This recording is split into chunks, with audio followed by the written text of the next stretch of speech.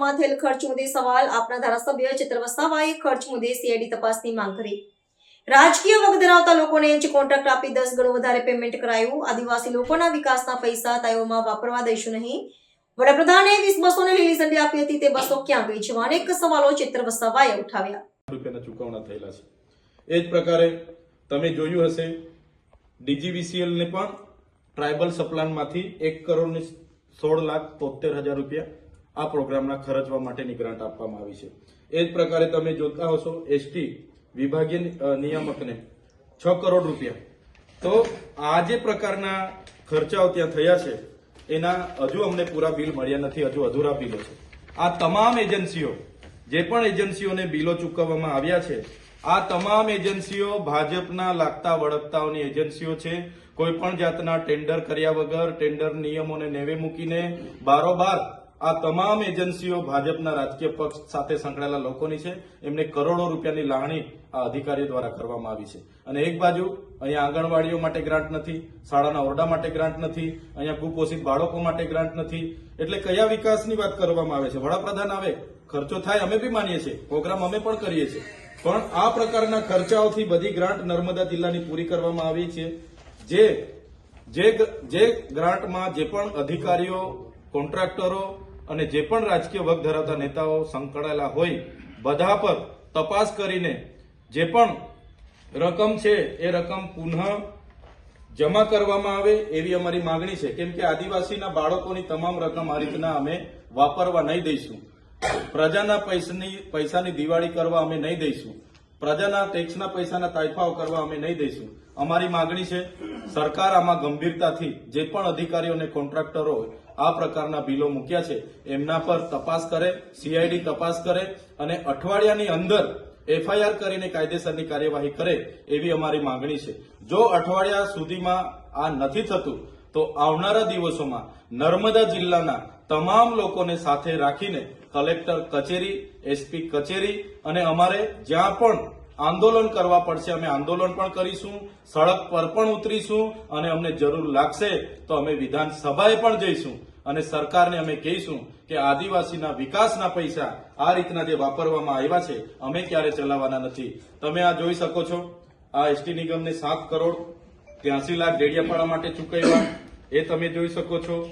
આ તમામ ગ્રાન્ટ આદિવાસી બજેટમાંથી છે। આ 1600 કરોડ રૂપિયા, 16 કરોડ રૂપિયા આ ટ્રાઇબલમાં આજે અમારા લોકોને રોજગારી માટે લોન માંગવા જાય છે તો એમની પાસે ગ્રાન્ટ નથી।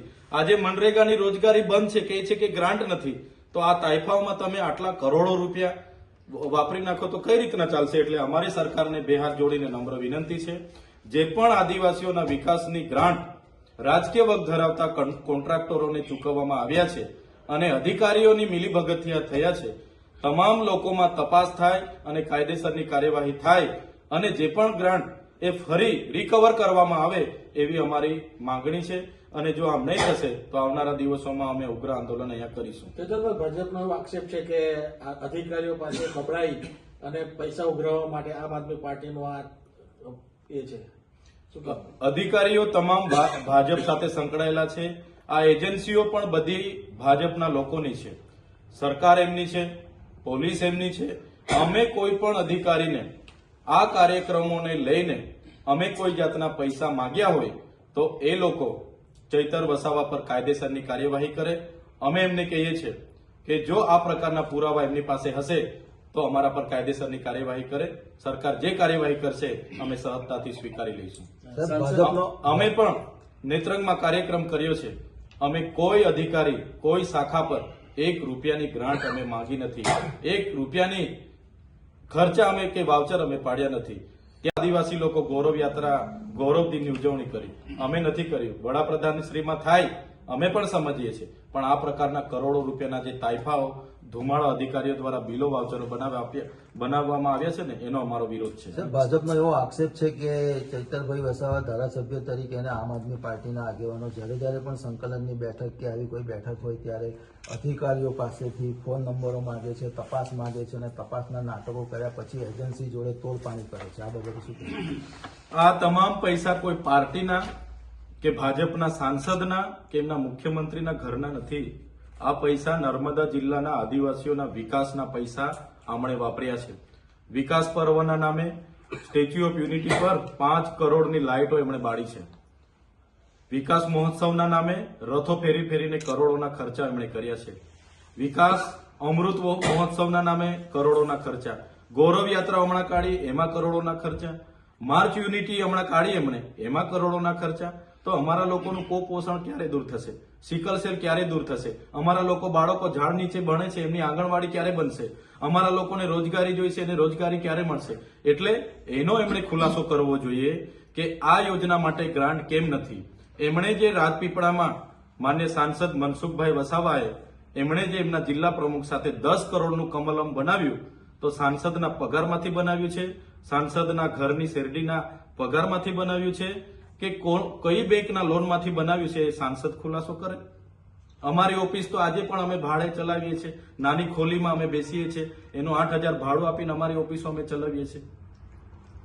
સર, આજે ડેડિયાપાડાના કાર્યક્રમમાં પીએમ મોદીના કાર્યક્રમમાં જે ખર્ચ થયો એમાંથી કોઈ સ્થાનિક વ્યક્તિઓને રોજગારી મળી હોય કે સ્થાનિક સંસ્થાઓને કોઈ કોન્ટ્રાક્ટ આપ્યા હોય એવી કોઈ વાત છે આમાં તમે જોઈ શકો છો આ જેટલી પણ એજન્સીઓ છે ત્યાં કામ કરવા માટે સુવિધા પૂરી પાડવા માટે સ્થાનિક એજન્સીઓએ પણ ટેન્ડરો ભરવાના પ્રયાસો કર્યા હતા.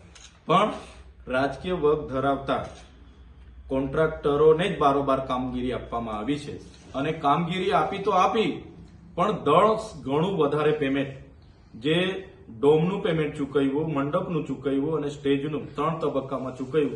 એટલામાં તો 5 સેટ મંડપ, ડોમ અને સ્ટેજ આવી જાય. જે પાણીના 50 લાખ તો કોણે પાણી 50 લાખ? જે તમે મોબાઈલ ટોયલેટના 2 કરોડ 40 લાખનો એમણે વાઉચરો બનાવ્યા. 2 કરોડ 40 લાખમાં તો નવા ઝાંઝરું બાથરૂમ 1000 બની જાય. તો આ જે પ્રકારની પ્રજાના ટેક્સના પૈસા વપરાય છે એની સામેનો અમારો અવાજ છે. અમારે કોઈ વ્યક્તિગત સાથે લડાઈ નથી, પણ અમારી લોકો માટે વિકાસના પૈસા આવે છે અને ભાજપના કેટલાક વર્ગ ધરાવતા કોન્ટ્રાક્ટરો અધિકારીઓને સાથે રાખીને જે કૌભાંડ કરે છે એ અમે થવા નહીં દઈશું. કોઈ પણ હશે અમારે કોર્ટમાં જવું પડશે, અમે કોર્ટ સુધી પણ જઈશું, કોર્ટના દરવાજા પણ અમે ખટખટાવીશું. એક આક્ષેપ આપણા પર એવો થયો છે કે આ જે આખું જે પ્રધાનમંત્રીના કાર્યક્રમનું જે બિલ છે એમાં 75 લાખની માંગણી આપણે કરી છે, ચૈતરભાઈ વસાવાએ ખાસ. મેં જે પણ લોકોએ મારા પર આક્ષેપ કર્યા છે એમને મારી આપના માધ્યમથી વિનંતી છે, આપ અમારી સામેના પુરાવા હશે તો આપ, તમારી પોલીસ છે, તમારી સરકાર છે, તમારા અધિકારીઓ છે, તમે મારા પર પુરાવા સાથે કાર્યવાહી કરો. અગર જે પણ મારા પર આક્ષેપ કરશે અને પુરાવા રજૂ નહીં કરે અને પાયાવિહોણો આક્ષેપ કરશે તો અમે એમના પર લીગલી કાર્યવાહી પણ કરીશું. પહેલા 5%ની માંગણી હતી પણ એ સ્વીકારવામાં નહીં તો છેલ્લે 75 લાખ અને 75 લાખ નહીં તો જે હોય તે અમે લઈ લઈશું, તમે આપી દો એવું પણ કીધું છે. તો એ જે પણ જેના પર પણ પુરાવા હશે એ રજૂ કરે. આના મૂળમાં ભાજપના કેટલાક લોકો એમના અધિકારીઓને સંકલનમાં રાખીને આ બિલો મંજૂર કરાવીને પાસ કરાવ્યા છે. જે થિયરી ભાજપના લોકો બોલે છે ને એ થિયરી એ લોકોએ અપનાવેલી છે. અમે તો એ જાણતા પણ નથી. તમે મારા નંબર, મોબાઈલ નંબર આપું છું, તમે કોલ ડિટેલ કઢાવી લેજો. કઈ એજન્સીને કયા અધિકારીને ચૈતરભાઈ આ પ્રોગ્રામ દરમિયાન આ મહિના 2 મહિનામાં ફોન કર્યો છે અને એના પરથી પણ કેસ કરી શકો છો. મારા મોબાઈલ નંબર ટ્રેસ કરો, મારા મોબાઈલ નંબરના કોલ ડિટેલ કઢાવો, કરો ફરિયાદ. પુરાવા હોય તો કરો, હું તો કેમ છું ને કરો. એટલે આ પાયાવિહોણી બાબતો છે. આ આખા મુદ્દાને ડાયવર્ટ કરવા માટે વાહિયાત વાતો એમના પદાધિકારીઓ દ્વારા કરવામાં આવે છે. પણ આદિવાસીઓના અમે પ્રતિનિધિ છે, આદિવાસીઓના વિકાસના પૈસા એમના તાઇફાઓમાં અમે વાપરવા નહીં દઈશું.